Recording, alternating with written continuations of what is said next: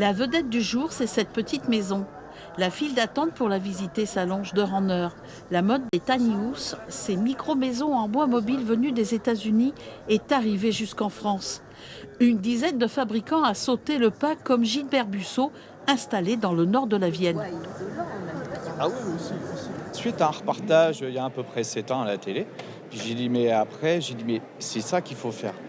J'ai dit ça, on a du travail à l'atelier, on est à l'abri, il n'y a plus de déplacement et on fait tout à l'atelier, c'est l'idéal. Donc j'ai creusé l'idée et au bout de 7 ans, bah voilà, j'ai sorti le projet.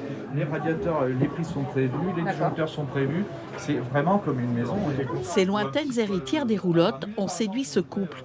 Une petite maison de 17 mètres carrés avec tout le confort. Je trouve ça très atypique pour le coup. Je trouve ça vraiment. En plus, les finitions sont hyper chouettes. Enfin, je trouve ça vraiment sympa. Et pour les enfants, quoi. Là, les enfants, elles sont ébahies devant ce genre de, devant ce genre de petite maison, quoi. Plus pour du loisir au bord de la rivière ou passer des bons moments, par exemple les week-ends ou quelques jours, quoi. Après, en résidence principale, pour moi, je trouve que ça fait un peu petit, quoi. Une micro-maison faite pour rester sur ses roues afin d'éviter la délivrance d'un permis de construire. On peut la poser à la campagne ou même en ville sur un terrain privé. Les déplacements, eux, sont soumis à quelques règles.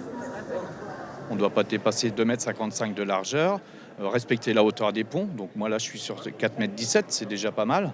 Donc il faut déjà choisir son itinéraire avant de partir quand même, on ne va pas partout non plus.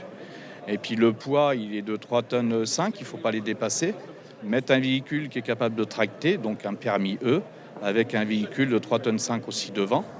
Un habitat écologique construit avec du peuplier et isolé avec du chanvre et du lin. Pour vous offrir cette maisonnette économe en énergie, il vous faudra débourser entre 48 et 60 000 euros.